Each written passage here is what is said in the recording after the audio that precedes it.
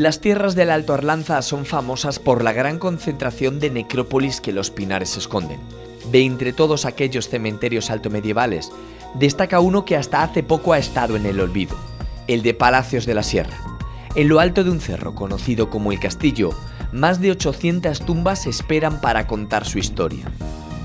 Con lo que se conoce, con esas 500, 600 tumbas, ya estaríamos hablando de probablemente la necrópolis más grande de Europa. Abruma un poquillo el número y sobre todo abruma las dimensiones que tiene. Esta gente, la mejor obra que nos ha dejado ha sido para su muerte. Todo el proceso, desde la extracción al transporte a la colocación en la necrópolis, es un proceso delicado, invertía en un esfuerzo enorme. Lo que no esperábamos es que estuviese tan poco excavada. Lo que más nos ha sorprendido ha sido que probablemente el 90% de las tumbas estén sin excavar, sin expoliar y sin investigar, con lo cual ofrece pues, todo un mundo de posibilidades de cara a la investigación de este lugar.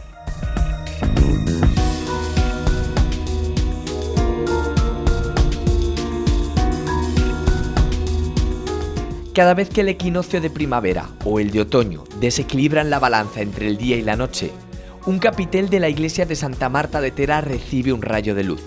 Un templo pequeño con más de 800 años de historia, que esconde entre sus capiteles y muros decenas de enigmáticos mensajes escritos en el camino de Santiago-Sanabres. Que se llamaba Marta. Si no hubiese sido esa mujer, probablemente este lugar difícilmente existiría. Es la representación más antigua que se conoce de Santiago con ropa, con atuendo de peregrino tallado en piedra. Que esas estrellas las han marcado en algunos lugares muy especiales en los que dicen que se ha producido algún milagro. Todas las piedras hablan, todas las piedras esconden su mensaje. Recibe una luz muy intensa. Es el milagro de la luz equinoccial de Santa Marta de Tera.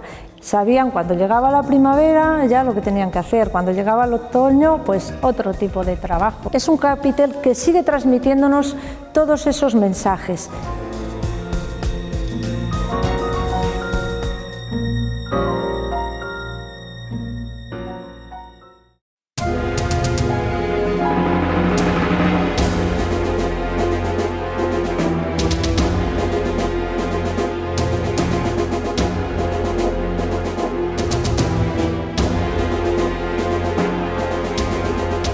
La vida irremediablemente está ligada a la muerte, y el territorio del Alto Arlanza es el máximo exponente de esa estrecha relación entre dos mundos separados por una línea invisible, pero definitiva.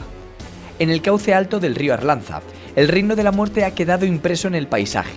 Junto a los frondosos pinares, decenas de necrópolis custodian en silencio su historia.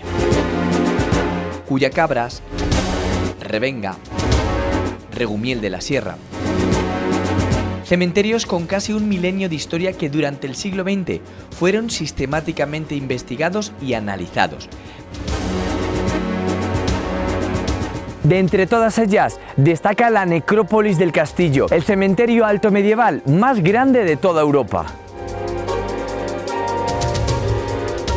Asier, ¿dónde se encuentra esta necrópolis?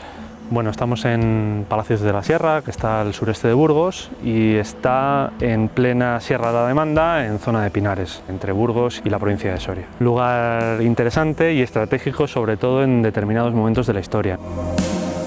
Pudo ser el paso y el acceso desde el Valle de la Arlanza, desde el Alfoz de Lara, a la zona soriana y a la zona riojana. Fue una zona que sí que tuvo tránsito de personas. No solamente tránsito, sino que tampoco se produjo una despoblación y un desierto de población como tal. La montaña y el bosque permite mantener población y Palacios es un buen ejemplo de mantener un núcleo de población, al igual que otros en la zona de Pinares. ¿La necrópolis de Palacios de la Sierra se puede comparar a Cuyacabras, a Revenga o es algo más? Estamos en un yacimiento de diferente entidad. No sabemos muy bien todavía qué es lo que tenemos en Palacios, pero sí vemos claras diferencias. No solamente el tamaño de la necrópolis, que es infinitamente mayor a Palacios, a Revenga, a Regumiel. Tenemos, se supone, entre 500 y 600 tumbas, puede que más. También tenemos restos de escritura en las estelas, una iconografía muy peculiar.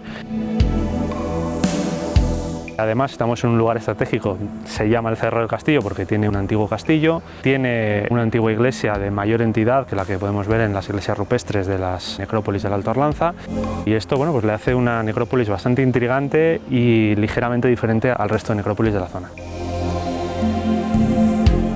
¿Cómo se explica que el estilo de aquella época de necrópolis fueran 100, 150 tumbas y de repente nos encontremos con más de 500, casi 800? Tenemos que tener en cuenta que estas necrópolis tienen sus reocupaciones, se van utilizando durante más tiempo cuando están en un núcleo poblacional.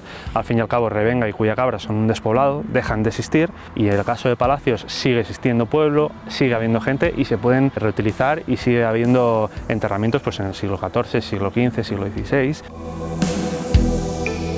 Palacios es un entorno diferente, no es un entorno tan de montaña, es un entorno más abierto, permite mantener más gente, permite cierta actividad agraria y sobre todo bueno, pues este enigmático castillo que le da pues, un interés estratégico especial a Palacios. ¿Qué se sabe de este castillo que protegía algo? Poco, tenemos ciertas noticias de un cura de la localidad. La información que deja es muy vaga, nos habla de algunas tejas y por tejas se incluyen cerámicas, se incluye teja en sí, no sabemos si apareció algún tipo de resto arqueológico más significativo. El trabajo de desbroce de momento lo que ha dado es una estructura más compleja de la que parecía, con muchas compartimentaciones, una posible torrecilla, una torre del homenaje más potente, un patio bien enmarcado. La existencia de un castillo demuestra la importancia entonces de este lugar. Situamos el castillo en principio en una alta edad media temprana y este punto pues estaría relacionado con otros puntos de interés. Esto significaría que aquí hay un punto interesante para defender. Has hablado del castillo, has hablado de la necrópolis. ¿Dónde se encontraría esta necrópolis? Bueno, esto es un cerro, se sitúa en el centro de un valle, tiene un control visual muy bueno del mismo y el pueblo ha crecido alrededor de este cerro. El origen de la población probablemente se situó aquí y en momentos de bonanza pues bajaron al valle en una zona más fértil. ¿Nos acercamos a ver la necrópolis? Claro, por allá.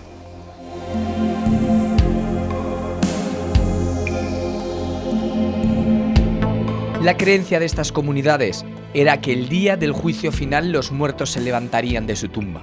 Mientras llega ese momento, esas mismas personas que se llevaron al otro mundo sus más íntimas convicciones tienen otra misión: recordarnos de dónde venimos y hacia dónde, irremediablemente, nos dirigimos.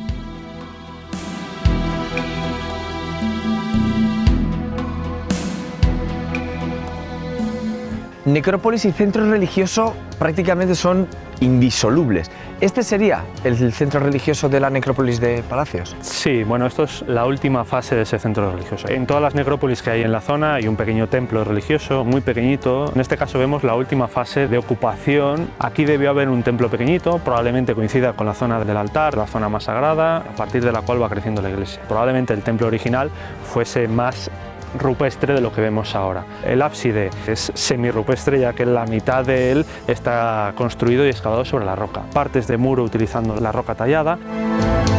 Hay una serie de ampliaciones, hay una serie de edificios adosados. Bueno, nos habla también de la complejidad de este lugar, que es Santa Eulalia, probablemente la primera iglesia del pueblo y el origen de la localidad. Esta necrópolis sí que tuvo un uso muy continuado en el tiempo. Parece ser que sí, no se abandonan en la Alta Edad Media y se siguen ocupando. Hablamos de tumbas altomedievales, la fosa sí es altomedieval, aunque el muerto en este caso puede ser posterior. Y en los pies de la iglesia, un pozo. Es una estructura circular que tiene forma de pozo, no sabemos muy bien lo que puede ser, porque todavía no está excavado del todo. Puede estar relacionado con agua, no sabemos si es un tipo de cisterna, algún tipo de desagüe vinculado con un baptisterio o bien una zona con agua, un pozo que puede ser para extracción. Todavía eso lo tenemos que ver, estamos intrigados y contentos. ¿Cómo es posible que un lugar que tan solo se abandonó hace 200 años se haya sumido en la oscuridad, que no se sepa Es una zona incómoda, hay que subir para hacer sus procesiones, sus misas, entonces se decide trasladar la iglesia al núcleo. También las posibles reliquias, la pila bautismal, y hace 200 años sabemos que esta iglesia está en ruinas, es piedra de sillería buena, para bajarla al pueblo no hay más que tirarla cuesta abajo. Se ha expoliado y se ha utilizado en la construcción de las casas de la localidad. Y todo centro religioso, la necrópolis, que nos la encontraríamos alrededor. Está englobando toda la iglesia e incluso encontramos tumbas dentro del templo religioso, vinculado también a la cronología y al tiempo de uso de la necrópolis.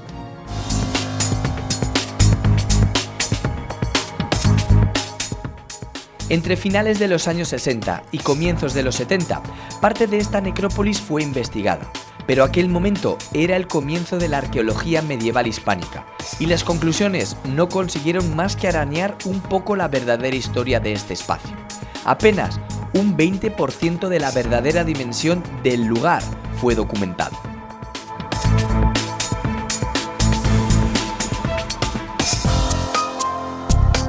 Así es, ¿realmente estamos hablando de algo tan grande como creemos? Con lo que se conoce, con esas 500, 600 tumbas, ya estaríamos hablando de probablemente la necrópolis más grande de Europa. Abruma un poquillo el número y sobre todo abruma las dimensiones que tiene. Tenemos en una misma necrópolis 3-4 tipos de tumbas diferentes, tenemos unas decoraciones muy peculiares que no las tenemos en otros sitios, también la presencia de las estelas, que es una de las cosas más famosas de este sitio y una de las cosas más intrigantes. ¿Cuándo se comenzó a investigar en este lugar? Se produce un proceso de investigación conjunto de la necrópolis del Alto Arlanza. Será un equipo de la Universidad de Barcelona, con Alberto del Castillo a la cabeza. A principios de los 70, a finales de los 60, se hace una batida por las necrópolis de la zona, excavando varias. Palacios será una de las estrellas. Aquí aparecen restos óseos, aquí aparecen posibles ajuares. El mayor proceso de desordenamiento y de destrucción de la necrópolis viene dada por la búsqueda de estelas. Dieron la vuelta a muchas piedras, desordenando y destrozando en gran parte la necrópolis para investigar. Hay que decir que se conservan muy bien muchas tumbas, pero hay determinadas franjas que están pues muy deterioradas. Podemos ver sarcófagos rotos, movidos, tapas fuera de sitio, piedras movidas. Parece más bien algo caótico y tiene su orden, más de lo que parece. En aquel primer momento, la necrópolis del castillo fue considerada la más grande de toda Europa. Se estimaba que aquí podían existir entre 500 y 600 enterramientos, pero este año las cosas han cambiado. Un equipo dirigido por Asier Pascual ha retomado las investigaciones y calcula que los más de 6.800 metros cuadrados de superficie podrían albergar al menos 800 enterramientos.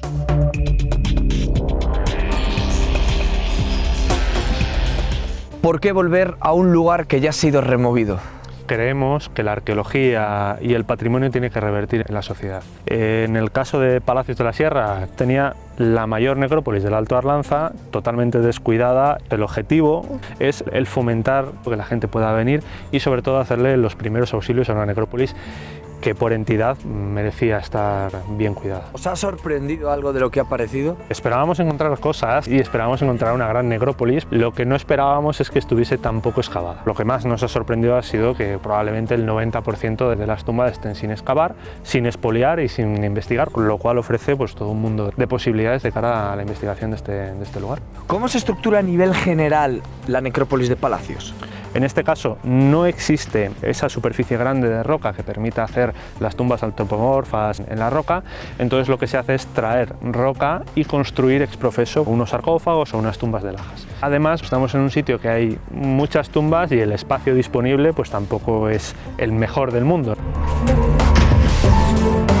Lo que hacen es escalonar la necrópolis, da una impresión un poquito más caótica que las otras, sobre todo por no haber ningún espacio sin tumba.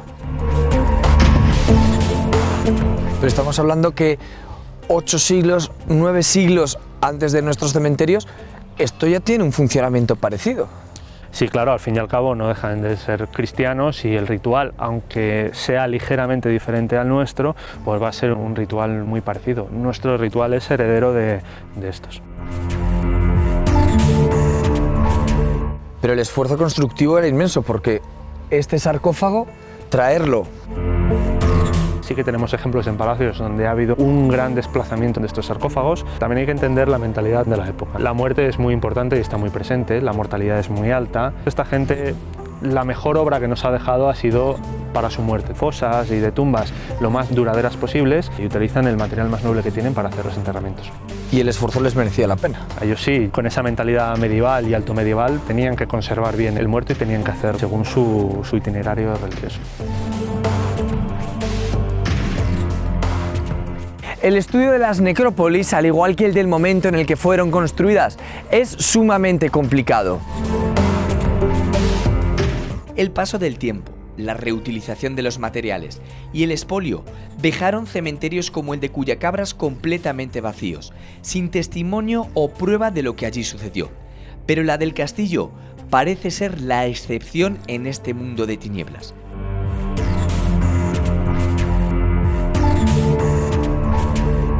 Asier, ¿es habitual que aparezcan restos dentro de las tumbas de estas necrópolis? Por la acidez del terreno no debería haber restos óseos conservados en las necrópolis. Sí que es cierto que en todas las necrópolis rupestres no ha aparecido gran cosa, y en el caso de palacios el suelo ya no es tan ácido y el tipo de tumbas es diferente. El 90% de las tumbas conservan restos óseos, ajuares y otra serie de restos asociados. Eso nos está hablando del tipo de ritual, del tipo de tratamiento del muerto, de la cultura que había y de las creencias.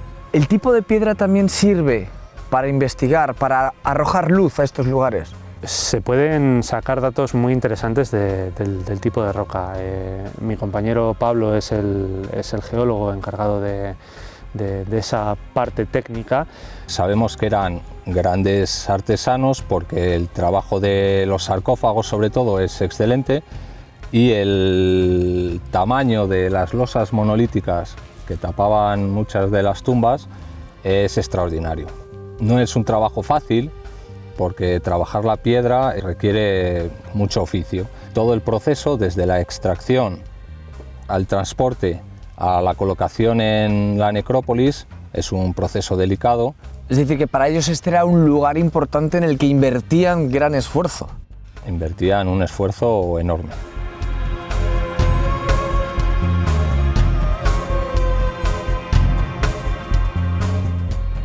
La roca más habitual que se utiliza en la necrópolis es la arenisca dorada del país. Para elementos particulares se utiliza un tipo de roca más elegido. Es el caso de esta roca, se compone de una costra ferruginosa con ignitas, restos de la actividad orgánica de invertebrados. Eligieron esta roca tanto por el color como por la textura. Su trabajo es más complicado el de la arenisca común, pero la eligieron dándole una significancia. Asier Pascual ha dedicado buena parte de sus investigaciones a redescubrir el pasado de todo el Alto Arlanza. Él ya recuperó tumbas perdidas en Regumiel, donde aparecieron enterramientos agrupados. Pero aquí el estilo parece ser completamente diferente. La roca salvaje da lugar a sarcófagos perfectamente tallados. Es una necrópolis especial. ¿Por qué es tan grande? ¿Qué hipótesis se pueden avanzar? Has hablado de que es importante esta necrópolis por la tipología de tumbas, ¿verdad? Encontramos en una misma necrópolis todos los tipos que se conocen en las necrópolis del entorno, ¿no? Tumbas como esta, que es un tipo de tumba de lajas encista, que está formada por varias lajas de piedra de una dimensión bastante grande, bastante pesadas. Utilizan estas lajas para hacer un paralelepípedo. La forma menos común en otras necrópolis y aquí es la forma principal. Se utilizan estas tumbas para suplir la ausencia de un promontorio de roca. Estas tumbas se tapan, a veces con lajas de una sola piedra y en este caso una tapa un poco más simple formada por dos lajas grandes. Quizás el tipo más llamativo, porque son tumbas mucho más nobles, mejor trabajadas, más cuidadas, son los sarcófagos. En este caso son piezas exentas de una sola roca, bien trabajado. Aquí vemos una con una cabecera muy cuadrangular. Encontramos por una parte sepulturas semirrupestres que utilizan en parte la roca y en parte las tumbas de lajas, y por otra parte encontramos tumbas excavadas antropomorfas en la roca. tumbas rupestres. ¿Es fácil encontrar sarcófagos, lajas, losas tan bien conservadas? Bueno, estamos en una zona en la que afortunadamente las necrópolis son relativamente frecuentes y tenemos unos ejemplos pues, bastante buenos de lo que es este proceso. En este caso, lo peculiar es encontrar tantas tumbas de lajas en convivencia con tumbas de otros tipos pues más frecuentes en otras necrópolis. El estado de conservación, al margen de lo que en principio parece que es ese caos dominante, es bastante bueno y en ellas encontramos restos óseos, algo que es bastante notorio ya que en general en la zona no han aparecido restos humanos. Este es el aspecto actual de la necrópolis del castillo, pero en su origen no era así. Este cementerio contaba con estelas funerarias como esta, que permitían identificar a quienes aquí estaban enterrados. En total, se han localizado más de 100 estelas, pero la mayor parte lejos de su ubicación original. ¿Qué eran estos elementos? ¿Qué información incluían? Asier, ¿qué es una estela? La lápida en la que aparece la inscripción para señalar dónde está la tumba, quién es el muerto. Es una manera de decorar las tumbas en la Edad Media y a lo largo de toda la historia. Tenemos diferentes tipos de estelas y según estudios que se han realizado, pues unas se han vinculado al mundo prerromano, escritura en la que no podemos saber muy bien qué dice, son símbolos que se parecen más al celtibérico que a la escritura a la que estamos acostumbrados. Estelas clásicas y preclásicas, algunas de ellas con pequeña cazoleta para hacer libaciones. Hay estelas muy simples que no tienen apenas decoración. Hay estelas que tienen dibujos muy llamativos, muy intrigantes, que se parecen incluso a representaciones de arte prerromano. Y bueno, luego tenemos estelas como estas, que están relacionadas ya más con el mundo plenamente medieval. Pequeños discos de piedra, son las estelas más pequeñas, bueno, normalmente son bastante más grandes, en las que bueno, pues hay una pequeña cruz de brazos iguales, tallada simplemente con un buril, sin más decoración. Lo que hay detrás de ti es otra tumba. Uno de los representantes del tipo de tumbas más frecuentes en la zona, que aquí, bueno, pues son las menos frecuentes. Es una tumba antropomorfa, orientada igual que el resto de tumbas y en este caso, pues bueno, es uno de los ejemplares rupestres, plenamente rupestres, de la necrópolis de Palacios del Castillo. A pesar de este caos, la orientación se mantiene. Generalmente sí, como hay tantas tumbas aquí sí que podríamos hablar de adaptarse al espacio, pero bueno, en general la cabeza está orientada hacia el oeste y los pies hacia la salida del sol.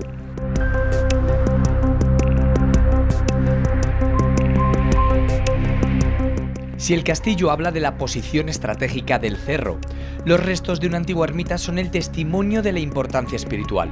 Como en el resto de necrópolis, aquí también existió un templo que con el paso de los siglos fue ampliándose para dar cabida a una comunidad que decidió asentarse y desarrollarse en este mismo lugar.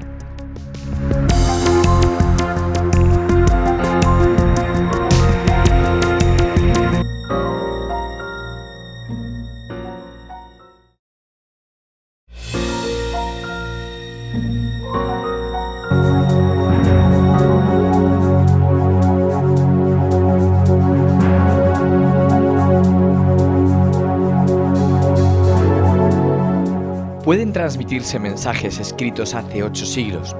¿Puede el hombre moderno interpretar códigos ocultos bajo el velo del arte? ¿Somos capaces de mirar con los ojos del pasado? Todas esas preguntas podrían encontrar su respuesta en una pequeña iglesia de la provincia de Zamora. Santa Marta de Tera es una de las primeras construcciones románicas de toda la provincia zamorana.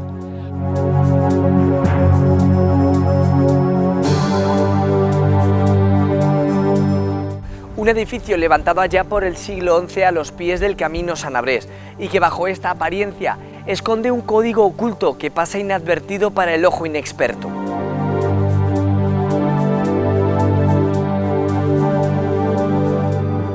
¿Dónde se encuentra Santa Marta de Tera? Bueno, pues mira, Santa Marta de Tera se encuentra ubicado dentro de la ribera del río Tera. Formamos parte de los valles del Tera.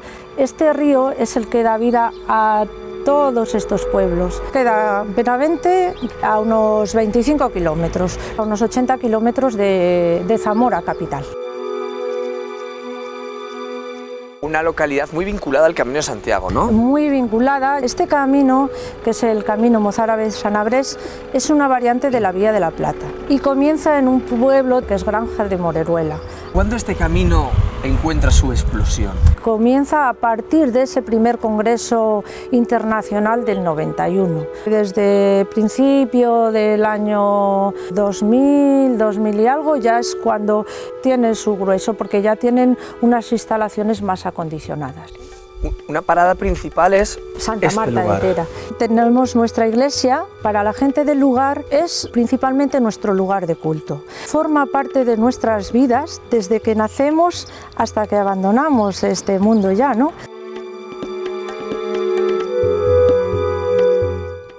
El Camino de Santiago enraiza los credos más primitivos del ser humano, con las más profundas y ocultas necesidades, las de la salvaguarda y salvación.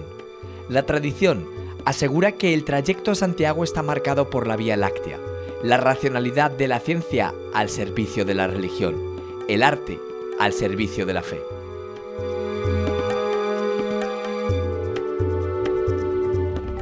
¿Cómo y cuándo surge este lugar? El principio fue una mujer que se llamaba Marta. Si no hubiese sido esa mujer, probablemente este lugar difícilmente existiría. Vive en Astorga en el siglo III después de Cristo. Marta fue una fiel defensora de la fe cristiana. Tuvo la desgracia de que fue martirizada. Con el tiempo la hacen santa. Los reyes mandan construir aquí en Santa Marta un monasterio para que se depositen en él las reliquias. Las primeras noticias que tenemos es del siglo X. Las últimas, desgraciadamente, son del año 1536 y de ese antiguo monasterio no queda ningún resto de la construcción.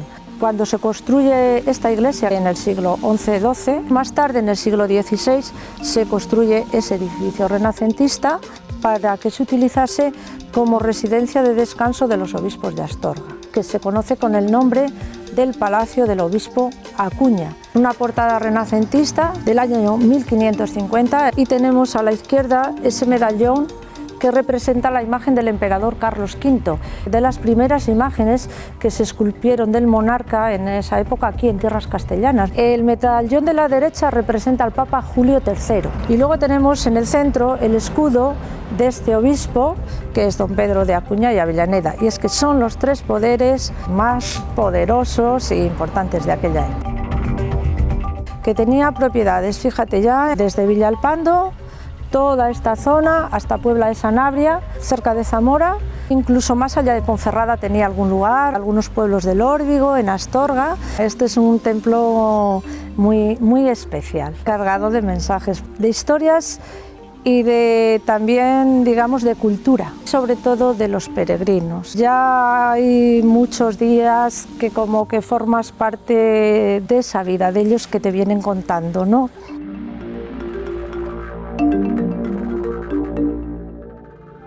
La ruta jacobea fue durante mucho tiempo no solo un camino de redención, también formaba la red principal de comunicación. Por tanto, era el lugar perfecto para que la Iglesia pudiera lanzar sus mensajes a través de los polos de atracción, los templos. ¿Pero cómo? A través de las piedras y la escultura. Cualquier espacio era aprovechable, lo importante era impartir la catequesis y no hacerlo solamente durante la misa.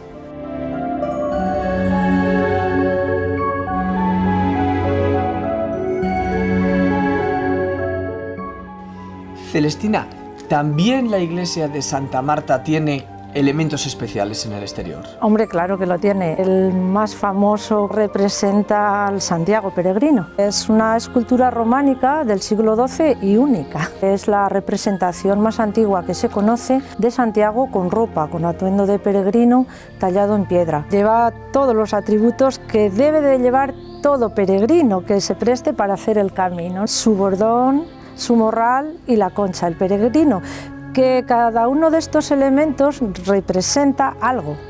El bordón o el báculo para ir el peregrino caminando más seguro, ¿no?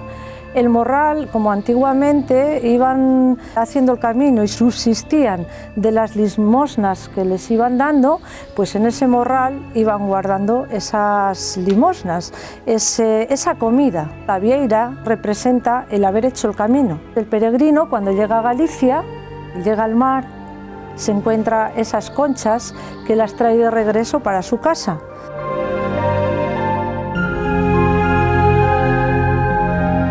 Es el símbolo de este camino. Imagen de las Edades del Hombre de Ponferrada en el año 2007 fue imagen de un congreso sobre el camino de la Vía de la Plata, para darle un impulso a este camino que había quedado así como muy olvidado. Y comienzan a señalizar el camino desde Sevilla hasta Santiago. En el año 1993, coincidiendo que es año jacobeo, se acuña la última moneda de 5 pesetas. En el anverso va representada esta escultura de Santa Marta. Correos hizo un sello de 60 pesetas que también lo representa y lo tenemos en esta portada sur.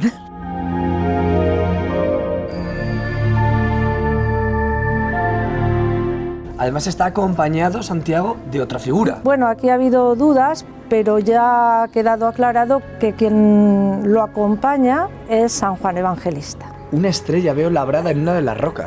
Claro, esa estrella es motivo de muchas preguntas. Hay quien dice, pues podría ser un reloj solar. Pues no, porque hay un reloj solar ahí en ese otro muro. Ha habido varias personas que me dicen que esas estrellas las han marcado en algunos lugares muy especiales, como es el hecho de esta iglesia de Santa Marta de Tera, en los que dicen que se ha producido algún milagro. Aquí, el monasterio que existió anterior a la iglesia para acoger las reliquias de la santa, a la cual se le atribuyen milagros. En el año 1129 había un rey en León, el rey emperador Alfonso VII, que, aquejado de una grave enfermedad, ya desahuciado por la medicina de aquella época, su obispo le aconseja que le pida a Santa Marta. El rey así lo hace y, bueno, da la casualidad de que se curó. Esta noticia se divulga hasta llegar a oídos de los peregrinos que van a Santiago. Poquito a poco se van desviando hasta aquí, hasta Santa Marta. Y es cuando ese monasterio va tomando esa importancia en el camino,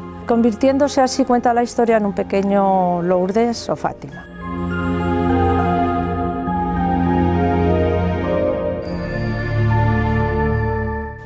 De nuevo aquí la piedra nos vuelve a hablar. Claro, todas las piedras hablan, todas las piedras esconden su mensaje. En realidad no sabemos lo que ellos querían decir, nos lo podemos imaginar. Tenemos unos canecillos maravillosos, algún canecillo que otro con un mensaje especial. Hay también una piedra muy especial que representa a 3 personajes que ya quisiéramos saber lo que quisieron enseñarnos. Hay varias teorías, incluso la Sagrada Familia. Otros dicen que es una piedra de origen mozárabe. Hay también quien defiende que quizá es como un tipo de sello, como que han querido representarse, quedar ahí plasmados el constructor y sus ayudantes. Los canecillos representativos que tenemos aquí en esta parte, tenemos uno que lo llaman la figura del contorsionista. El personaje está agachado y metiendo su cabeza para atrás. Y un poquito más a la derecha hay un personaje. Dicen que es una figura erótica, un señor que está sentado y enseñando el falo. Me llama la atención todas esas líneas que recorren la iglesia. No hay ningún templo, ningún monumento que tenga tanta cantidad como esta iglesia de Santa Marta. Lo normal es tener una línea o 2, pero aquí en el exterior hay algún lugar que hay hasta 7. El que tenga tanta cantidad de impostas con el ajedrezado jaqués, pues también hay varias teorías. Se puede pensar que es un símbolo muy jacobeo, desde donde se ve por primera vez aquí en España, que es en la Catedral de Jaca. Va guiando a los peregrinos en su largo camino hacia Santiago. Podemos pensar que quizá tuvo que ver mucho el esplendor que vivió el monasterio con respecto a la peregrinación en aquel momento. Para hacer todo esto se ha tenido que invertir mucho dinero. Dicen que la economía de aquel monasterio era muy abundante, entonces pues aquí también ha quedado plasmada en esta gran obra, ¿no? Hay que tener en cuenta también que aunque estamos en la provincia de Zamora, pertenecemos a la diócesis de Astorga y nuestro obispo vive en Astorga. Y él también ve llegar allí las modas nuevas que transcurren en ese otro camino de Santiago. Quizá también quiso plasmarlas y dejarlas aquí en este lugar que les pertenece. La gran simbiosis entre la técnica arquitectónica y el mensaje simbólico de la religión se encuentra en el interior.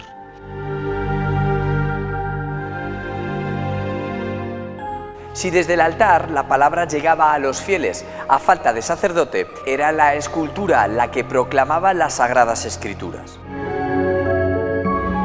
Precisamente es en el presbiterio de Santa Marta, una de las zonas más sagradas del templo, donde se encuentran los mensajes más claros.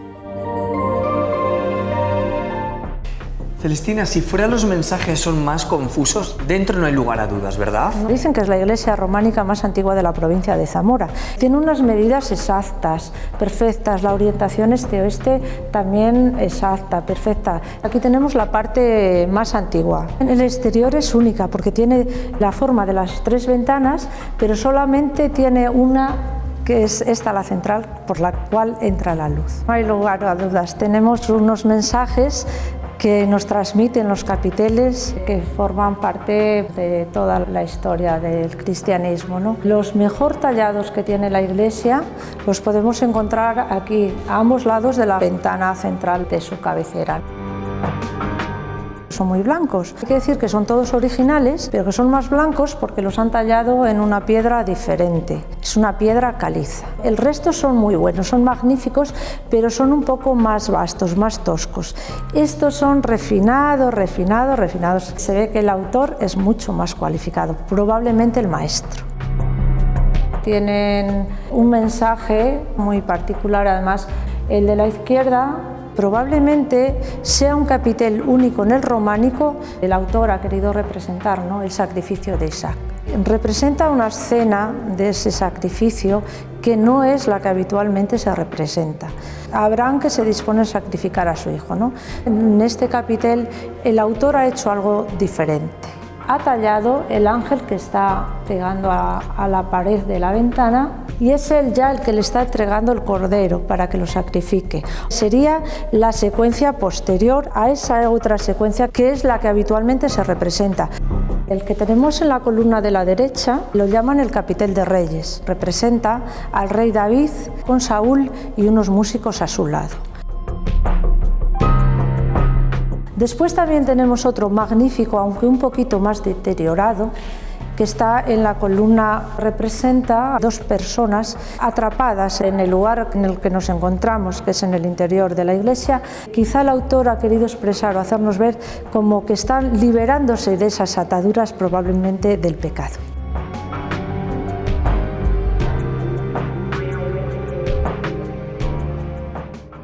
Desde los tiempos del arte cavernario, el ser humano ha vinculado las representaciones a un fin, un gasto de energía y recursos al servicio de algo. Pero ¿hasta qué punto el hombre desarrolló ese sexto sentido?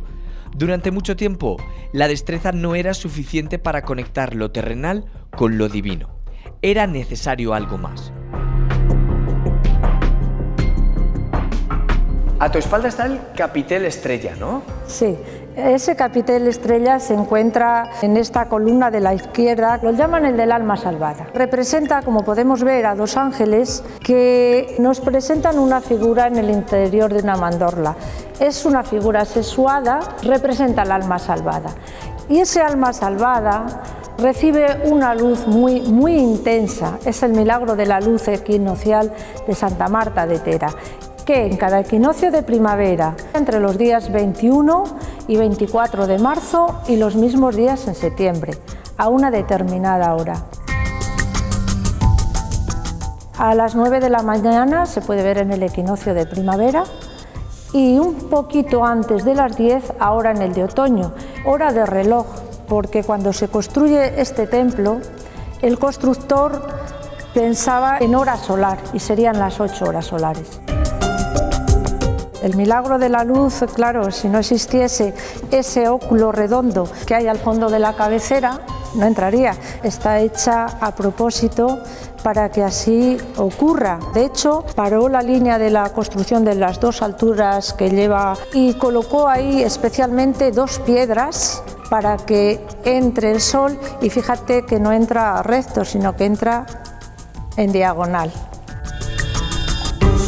Si tenemos suerte que hay sol, comienza a entrar por el óculo, pero no ilumina directamente el capitel. Se va viendo como poquito a poco se va desplazando hasta llegar a iluminar la parte alta del capitel, el cimacio. Pues se va desplazando hasta que en un momento, en el momento clave, ilumina ese centro del capitel, que es ahí ya cuando se produce ese gran milagro. Y se va desplazando ligeramente, poquito a poco, por la columna hasta llegar al fondo, y ya pues nos deja la curiosidad de volver a venir a verlo al día siguiente.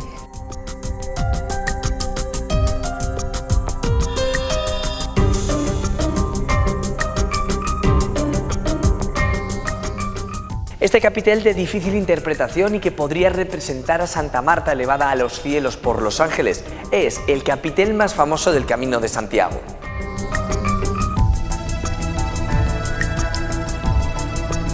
Y lo es gracias a un fenómeno lleno de magia para unos, de sabiduría para otros y sencillamente de divinidad para algunos. Un fenómeno conocido como el milagro de la luz. Entre el 21 y el 24 de marzo y el 21 y 25 de septiembre. Esas fechas están marcadas en rojo en el calendario astronómico de medio mundo. Son los equinoccios, el momento en el que la noche y el día duran exactamente lo mismo, el periodo de tiempo en el que reina el equilibrio, pero también cuando las tornas cambian. En marzo, la luz comienza a ganar la batalla, pero en otoño, las noches se alargan y los días se consumen rápidamente.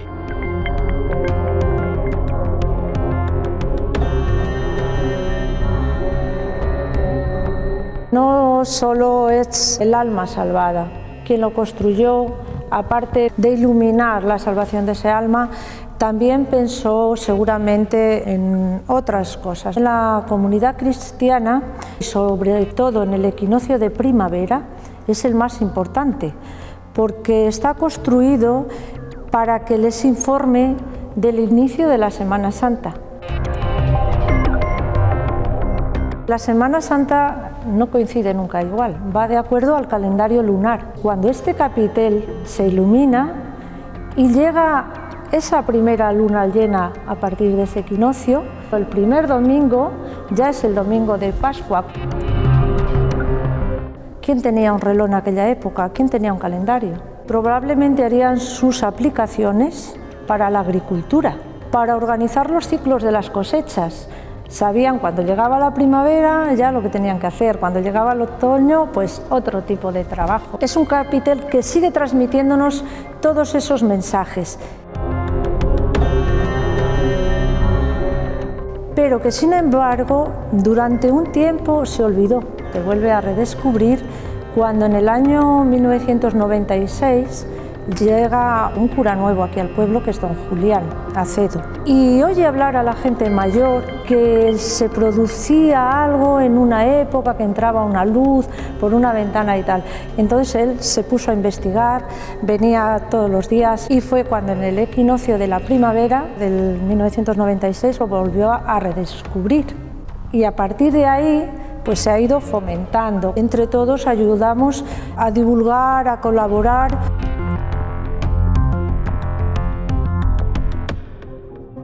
¿Milagro o ciencia al servicio del arte? ¿Simbología o mera casualidad? Las respuestas a estas preguntas están en el Camino de Santiago, en esos cientos de metros que remontan el cauce del río Tera y dejan al peregrino frente a frente con Santa María de Tera, un templo dispuesto a revelar todos esos secretos que desde hace varias centurias custodia celosamente.